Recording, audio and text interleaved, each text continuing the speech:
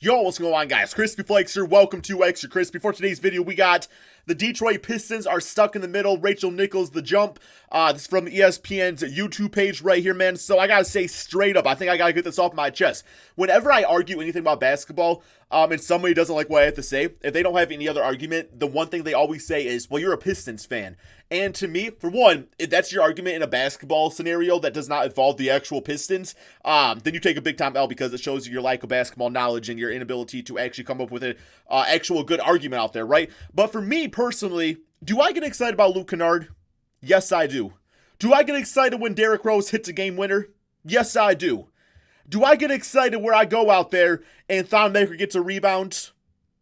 No, he actually pissed me off, bro. But, for real, though, it's like, I get excited about the little things. Last year when the Pistons made the playoffs, did I expect them to actually beat the Milwaukee Bucks? No, I did not. But I still went out there. It was buy one, get one free. No, it wasn't buy one, get one free. It was clearance after game 2. But I still went out there and I bought my Detroit Pistons shirt because I love my team. I love my team, and I'm going to get excited about the little things because I know we don't have LeBron. I know we don't have Giannis or Anthony Davis. I know we're not going to win a championship anytime soon, but I love basketball. So, yeah, I'm going to get behind my team. Let's see what they have to say. Because stuck in the middle, yeah, I know. I've known that for about not a century, since pretty much they traded away Chauncey Billups. The middle of the NBA standings are kind of a weird place. Not quite enough talent to compete for anything substantial, not quite enough ineptitude to be one of those teams whose front offices seems to be assembling rosters by calling numbers off a bingo card.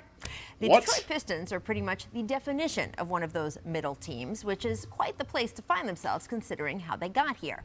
I mean, remember. If ESPN would take LeBron's dick out of their mouth for literally 1 second, they would know that when it comes to the Pistons, there is a lot of injuries on this team. There's a lot of injuries on this team. This team we have not even seen 100% yet.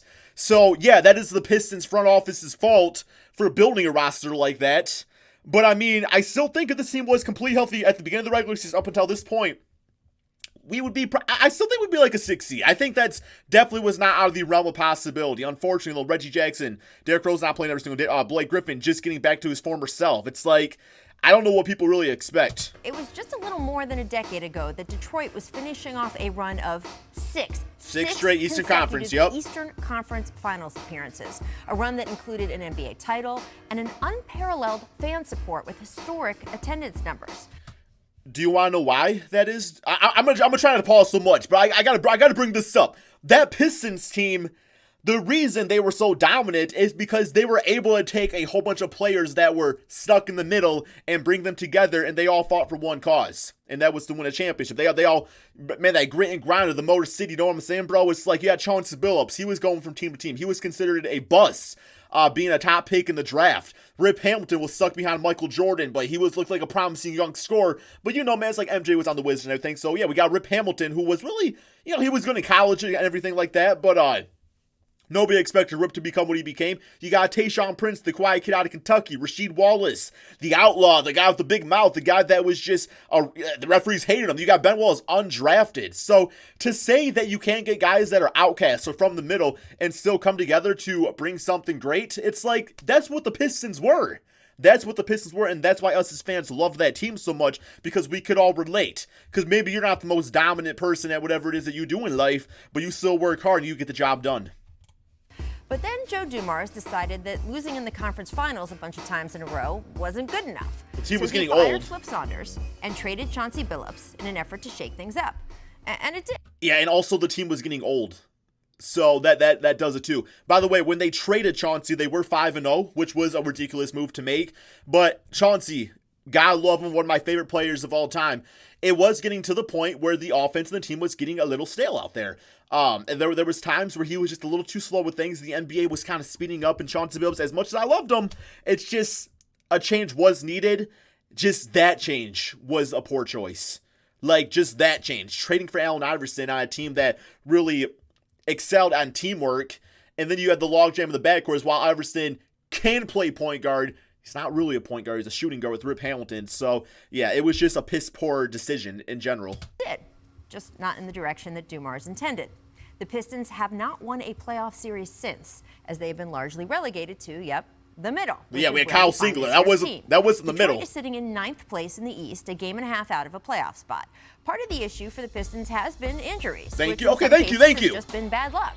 Thank you. And in other cases, has been predictable. For example, Blake Griffin missed the first 10 games of the season with a bad hamstring. Yep. Which is the kind of thing you just have to build into the equation when you trade for a guy with both his talent and his medical history.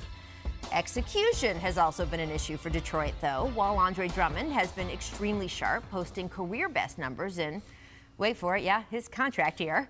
There have been miscues and sloppiness elsewhere. I mean, he's been great beyond contract years. To say that he's only putting up numbers to get a contract, like, that's ridiculous. Like, if based off last season was on contract, if it was, he still would have got paid good money. He's still a good player, so I don't really know what that means. And also about the execution of the offense. Keep in mind, we've had freaking Bruce Brown running point guard. Bruce Brown. Brown like my shirts. 60 overall, man. I like him, but he ain't a point guard. And Derrick Rose sometimes does play, but he can't stay healthy long enough all the time to freaking play consistently. You cannot start Derrick Rose at point guard because he's going to get injured. And then we got Tim Frazier. And Reggie Jackson's out. Reggie Jackson, you ever that bench? Reggie Jackson sucks, man. Just take the 3 games that the Pistons have played against Charlotte so far this season. So look at game 1. Detroit coughs up a 14-point lead before Derrick Rose turns the ball over with just a second on the clock. Yeah. Charlotte then takes advantage with that killer game winner from Malik Monk. All right, take a look at game 2. Detroit loses by just 1 point this time, running out of time after first Rose and then Luke Kennard can't get shots off. What do you mean, and Luke Kennard? How can 2 players not get shots off? Because if he passed the ball, Luke, and Luke's the one to take then Luke Kennard didn't get the shot off. But Derrick Rose is shooting at he didn't want to get a shot off. Not both players going to get a shot off. That doesn't make sense. The theory's not there. The logic's not there. And also about the turnovers and everything like that, that doesn't mean that they're a bad team. That was poor execution, but that don't make them bad. And that game was shot by Malik Monk. I'm going to give you props for that one, Malik. That one was nice. It seemed like you guys are always due for one of those heaves at some point in the NBA season for a game-winning shot. Bro, I think it was Jeremy Lamb last year. So, like, it's not like they're getting blown out. These were all winnable games. With, guess what? A completely healthy roster. Take a look at game 3. Detroit missing 2 chances. Quit showing Luke's face. On its final possession. He probably dropped 30 to get there. Committing 13 turnovers and missing 10 of 20 free throws. So after that game, damn, he almost made Griffin, that. Very outspoken. Here was his quote. The difference between winning and losing is very marginal, talking about all those close losses. He says, right now, we haven't shown we're willing to do the things to win. To me, it seems like we love the victory, but we don't love the fight. So that was a week and a half ago. Now fast forward to last night when the Pistons found themselves in another close one. Okay. This time against New Orleans. Except this time, instead of faltering as the minutes ticked off the clock, the Pistons stepped on the gas, particularly Derrick Rose. Derrick scored 17 of his 21 points in the 4th quarter alone, including pulling off this in the final 10 seconds. Beautiful shot. Here it comes.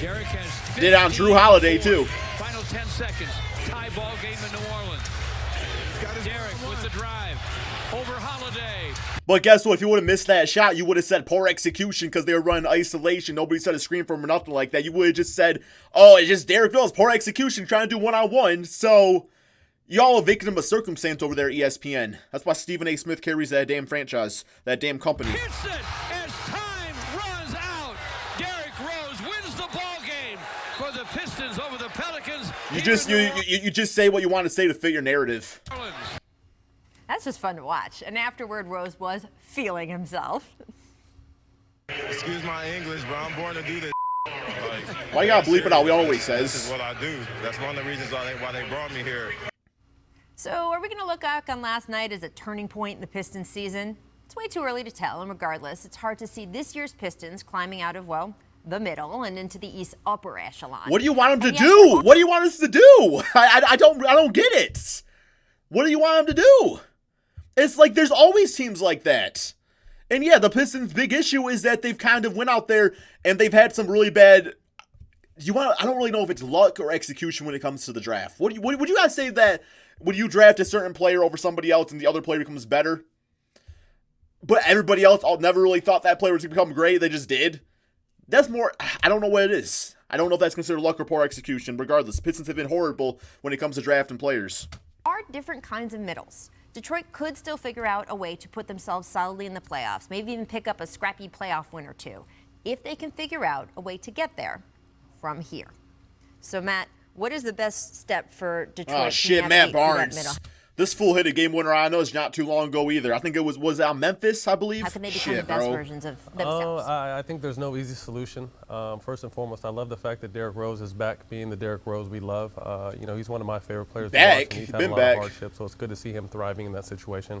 Blake, a former teammate of mine, still has a lot left in the tank. Drummond, they have quality, but they don't have the type of talent that's going to escalate them to even the middle of the pack of the Eastern Conference. So even if last night they want to call it a turning point, I really don't see them making any real noise in the Eastern Conference. But then what's the definition of being in the middle? Because if you're not Milwaukee, if you're not the 76ers, if you're not the Boston Celtics, I guess you consider it in the middle, right?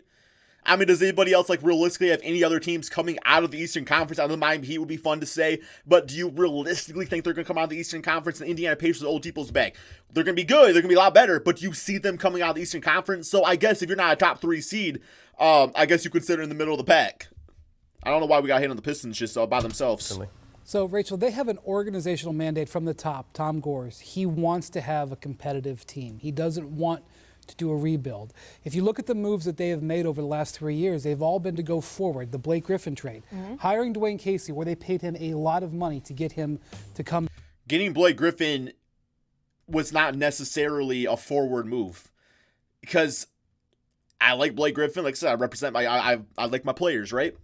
Unless Stanley Johnson or sometimes Thon Maker pissed me off. But no, Blake Griffin, you look at what they actually gave up. Tobias Harris was playing nice for the Pistons. It's like he went to the Clippers and played great, and now he's on the 76ers. He's doing okay and everything. They gave up draft picks. They gave up, I believe it was the one that got Shai Gilgeous-Alexander. There's no guarantees that the Pistons would have got him, but that would have been a great young player to have. I mean, can you imagine Shai and Luke Kennard in the backcourt going forward with Tobias at the 4 spot, Drummond at the 5, and then maybe they go out there and get more of a veteran small forward. That team would not only have been a rebuilding team and a younger team, but a healthier team, and I don't really see that team doing much worse than the Pistons are currently doing right now. So I don't know. I'm not really on the ship that Blake Griffin was a forward move. Back to that. It was a nice move. It was a ticket seller. It was a ticket seller because Little Caesars Arena, just the location of the new stadium and everything like that, it just wasn't as nice as the Palace of Auburn Hills. Offseason, signing Derrick Rose and Markieff Morris. Sorry, sell tickets and get people there. Major additions to the team. Those are veterans designed to win now.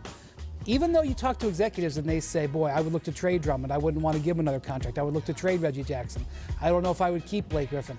That's not the way they want to operate. Tom Gores has very clearly made it a number one priority to get into that playoffs. And if your owner wants in that playoffs, whether it's number 7 or number 8, as an organization, you're going to try to get there regardless of all the good points that you just made. And look, with Blake, it's a really good example of how a contract's ridiculous. He's kind of come to terms with. We are not a free agency destination, right? So if we want a superstar Exactly. of Blake's quality, someone who's been in a bunch of all-star games, we have to trade for him, even if it's not the most attractive contract, even if he does have this injury history, because guys aren't going to flock to go to Detroit in the summers, it's right? not necessarily a destination for players. And then, too, with, this team being so injury-riddled, when they're fully healthy, do the pieces really fit? Can Reggie Jackson play with Derrick? I don't know why people don't like Detroit. We have Little Caesars, if you're hungry.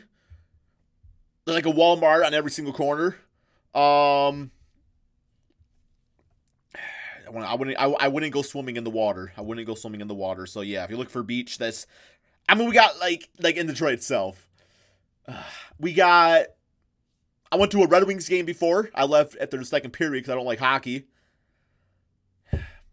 Yeah, okay. Rose, are Blake and Drummond kind of taken away from each other's shine a little bit? So, to me, they have talented pieces, but we don't really know if they all fit, and I don't think when they're fully healthy that the pieces really do fit. That bottom of the Eastern Conference playoff. What do you mean, Matt Barnes? Why you're not in the NBA anymore? So obsessed with that top 4, but there's fighting it out there for that bottom part as well, even this early in the season. So it sounds like the Pistons are being shamed for not having a superstar player, as a lot of teams don't. So I don't know. I didn't really think this made much sense. I don't really get the directiveness of the Pistons hate right here. It doesn't make sense to me whatsoever. But I will say, when completely healthy, you would think that a lineup of Reggie Jackson, Luke Kennard, Tony Snell, Blake Griffin, Andre Drummond, then having Derrick Rose and Langston Galloway, those boys off the bench like that would be pretty damn good. Should we have actually gotten to experience that? But I'm not gonna, I'm not gonna affront that. It is the Pistons' fault for building the team that way. Regardless, I'm gonna continue watching my team because I'm on a bandwagon. I mean, I was in 2004, but I was only 12. But it's all good. I love my team, and I like basketball, and sometimes that's just all I need out there, man. I've got to witness championship in my lifetime. I'm a happy guy.